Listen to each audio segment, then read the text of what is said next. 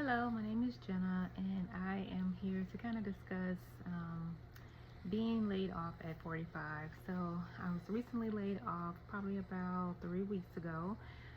So, a little background about that. It's more so I was on a medical leave of absence that was not like a FMLA, so it wasn't a federal leave of absence where you kind of like job security. It was a different type of leave for employees that have been with the company for like less than a year and then qualify for FMLA. I was on that leave. It had been approved from the leave of absence administrators. However, because it wasn't job secured, I still was laid off. I had been on my leave for about 3 or 4 weeks when I was laid off during that time. Um, so to kind of jump around because I am not sure how I'm going to kind of run the channel just yet. I feel like this is more so for me, for my own personal journey when it comes to looking for a new job and trying to figure things out at this age. Um, Especially when you have no family in the area. I have like one or two people I can kind of call like a friend, that I can call a friend. We're really having no husband and no kids, anybody, anything like that. Just on my own, 100%, trying to figure it out. Um, so that's kind of what this channel is going to be about. Kind of me figuring out the next steps in my life because I'm very uncertain right now because the layoff was very unexpected. So a little background about the layoff itself. Like I said, I have been on a leave, a medical leave, which was approved, and my doctor provided all the documentation. That's how it was approved. However, um, I had a director who was very vindictive in a lot of things that she did, and I kind of noticed that throughout me working with that company of the different things that she had done. Um, for one, when we had another supervisor that was on doing the same thing that I was doing, we had about 10 to 12 representatives at the time. What I noticed was that she was getting very stressed, very like anxious when it came time for her to do certain tasks. So she would always reach out to me, ask me kind of, how are you able to maintain? How are you doing this? You know, kind of what is your checklist look like? How do you make sure that you're getting everything taken care of? And I was sharing a lot of that with her. She felt like when she reached out to the director, she wasn't getting that assistance. So it was a lot of pushback for some reason. And so she just couldn't take it anymore. She started having panic attacks and things like that. So she eventually put in her 3-week notice. So once she put in her 3-week notice, the manager actually came back and was trying to like, it was like a form of retaliation, to where they was looking for something to get rid of this lady before her 3 weeks was actually up. So the vindictive part of it was they said that she had been talking about the director or something very crazy. Again, I wasn't privy to a lot of that information because she was a peer, so I wasn't a part of like the meetings and things like that that they had with her, that the director had with the other supervisor. So from what I gather, they found enough information on her to terminate her before the 3 weeks. So she was out of there within like a week and a half. Immediately, the director reached out to IT and started looking through her emails, looking through her chats and things like that to see basically what else was being said about her or what else she could find on this particular person, even after the person had already left the company. I just found that to be kind of weird because the lady is gone, she's moved on. You were able to terminate her before the 3 weeks. I don't understand what the purpose of all that was, but that's just to give you an example. I never had any issues with my director only because I did what I was supposed to do. Always positive feedback from my director, always positive feedback from my team. That particular department was just very chaotic at the time. They couldn't keep supervisors in. So there was a lot of hesitation from my representatives at first to let me in, to get to know them, to be a better leader than they had in the past. So from the time I clocked in the morning to me logging off at night, it was constant meetings, constant meetings, constant meetings. So I did what I was supposed to do. My team was, I had, once the other supervisor left, they gave me all her people. So I had almost 20 people that reported to me, 3 different time zones. So I used to stay later to make sure that I made myself available for those individuals that lived in a different time zone, that required me to be on, later.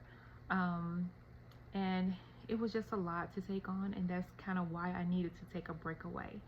And so I felt like in retaliation for me taking that break, that gave the director an opportunity to lay me off because it wasn't job secured. So on the day of the layoff, no, before the layoff, she reached out to me. And keep in mind, the whole time that I was on my leave, I never received any type of, are you doing okay? How are things going? Do you need anything? I never received anything like that from my director, which was, director of HR. Never received anything like that. But out of the blue, I got a message saying, hey, are you available for a real quick check-in? Just want to see how you're doing. So I found it to be strange, and I was telling my sister, like, I found it to be strange. I don't know why she's reaching out now. She hasn't reached out the entire time that I was on my leave. However, I said, sure, we can catch up or whatever. So I eventually started talking. I set up, well, she set up the meeting. I got on the call, and it was her at first, and then it was the employee relations person. So it was both of them on the call with me. Again, I've never had any issues with employee relations person.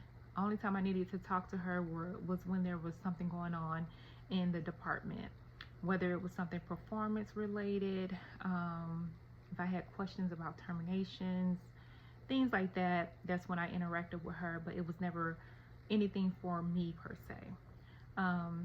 So my manager got on the call, and she was tried to say it real fast, like, hey, Jenna, hope that you've been doing okay. Hope everything has been good, but I just want to let you know that we're going to be restructuring the organization, and we're going to be phasing out the supervisor role. Like, very quick like that. And then she jumped out the call. The employee relations person picked up. She continued to go over the end of employment type of information, about insurance and all that kind of stuff with me. She said, yes, unfortunately, we are going to be phasing out the supervisor role. And so I had questions and concerns because my reps had been reaching out to me like, please don't leave, and all of that. So I said, well, who's going to take care of the representative? She said, well, we're going to divide them. Half are going to go with the director, half are going to go with the HR manager. So I was the HR supervisor. So my team was more tier 1 representatives, and the HR manager was tier 2, which was the advisors and others.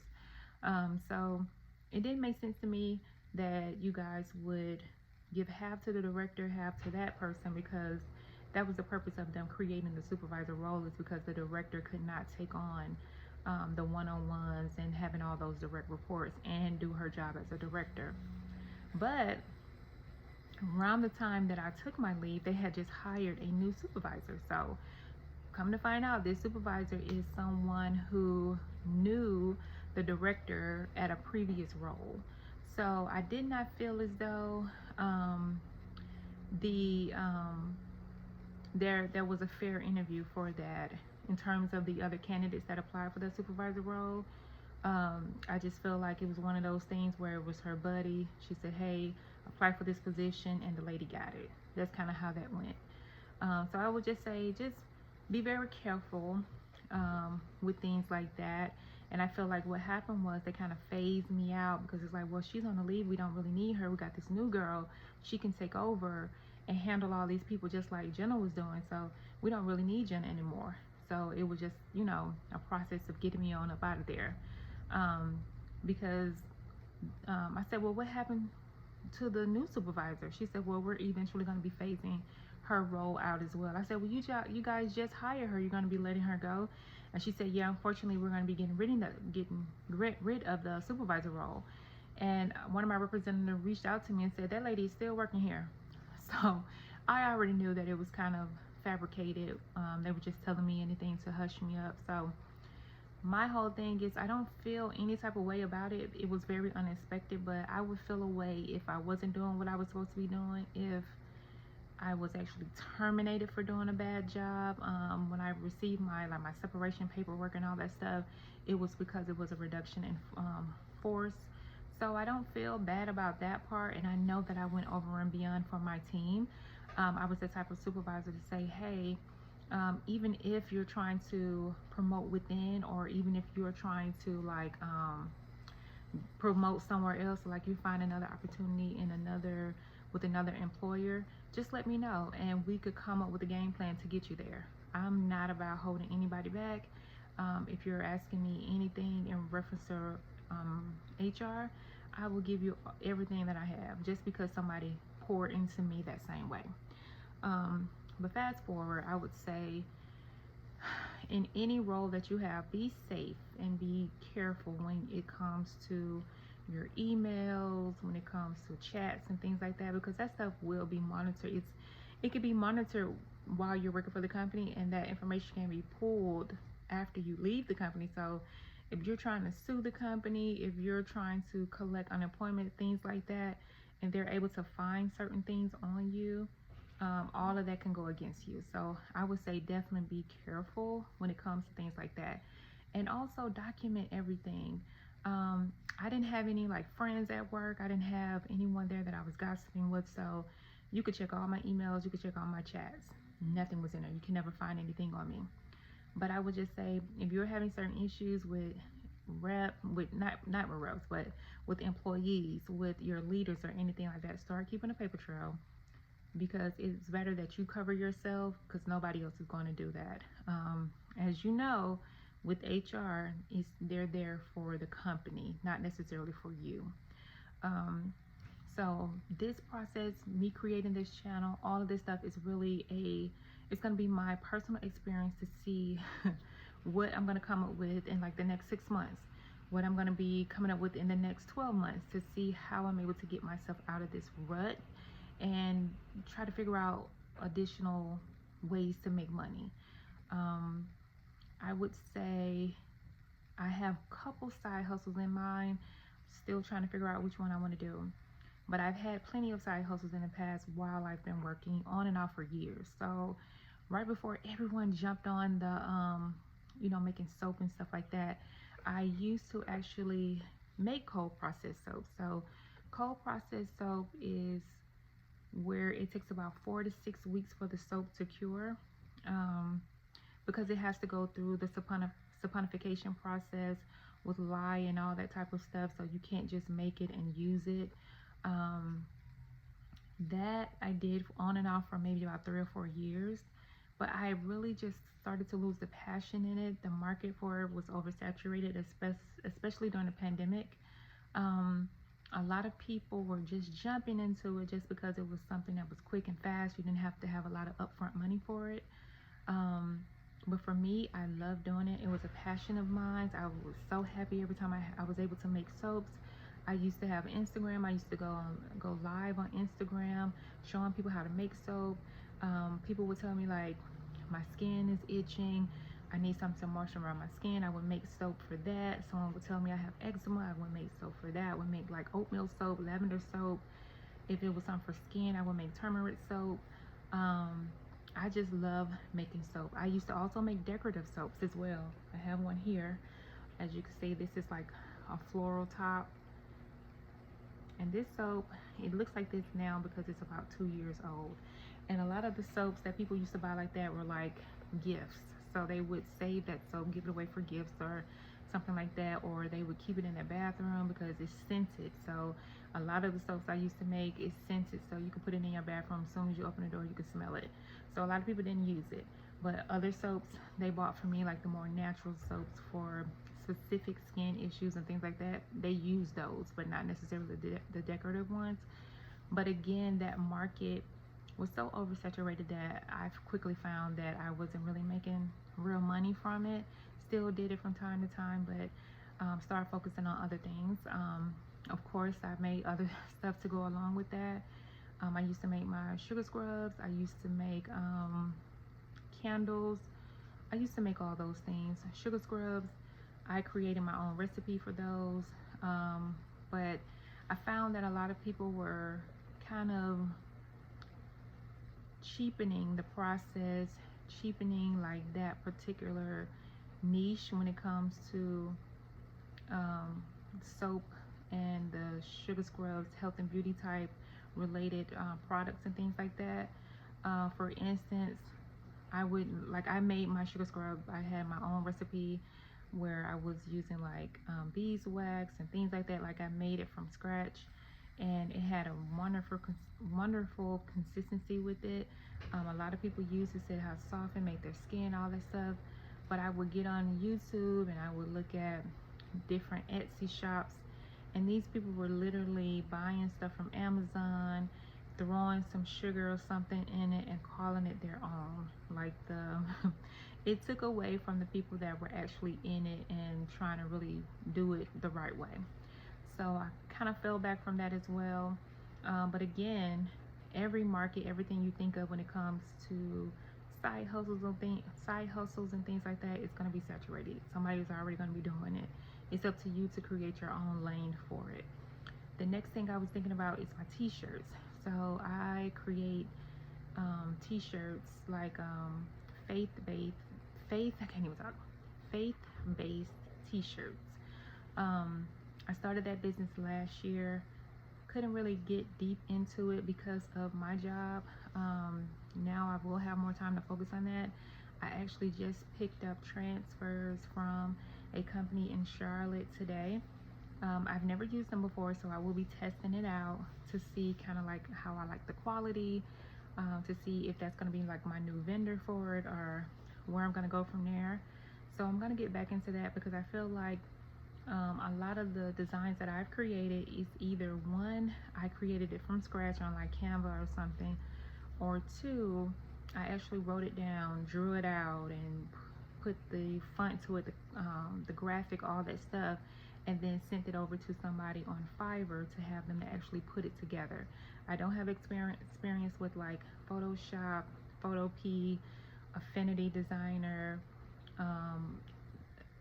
InDesign. I don't have any type of experience with those programs, so a lot of times I did outsource some of my designs, but again, it was something that I came up with, I created, and I just needed someone to bring it to life. And then also with Fiverr and those designers on there, most of them have revisions, so I would keep sending it back until it was the way that I wanted it.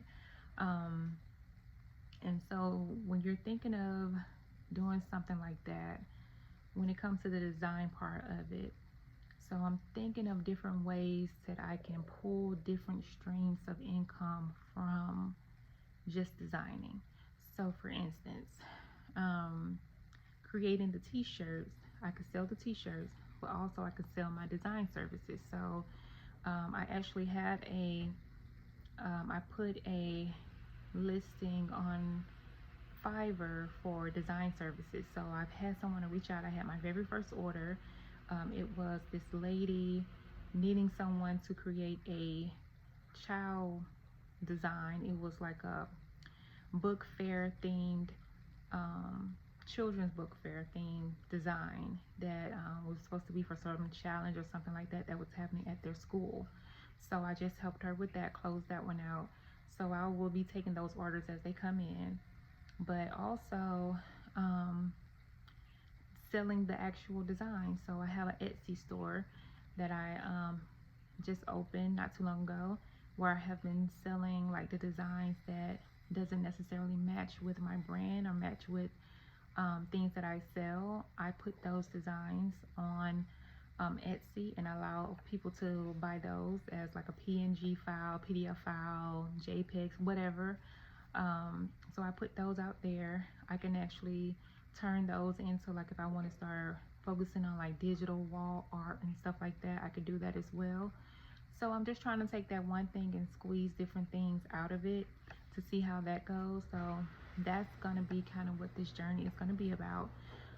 You may hear my dishwasher back there. I don't know what's going on with her, but anyway, so just enjoy the ride. Like I said, this is brand new to me. I have no idea what I'm doing. I have no idea how this is gonna work. I don't know what the future may hold for me. this is just me trying to figure it out. And I would say that it doesn't matter what age you are. No one is guaranteed anything in this life. No one is guaranteed a perfect life. No one is guaranteed a happy life. You're guaranteed some kind of life, but it may not be the life that you chose. It may not be the life that you want, but you only have one life, so you just got to figure it out. I have this thing where I say I do it afraid, I do it fearful, I do it scared, I just do it.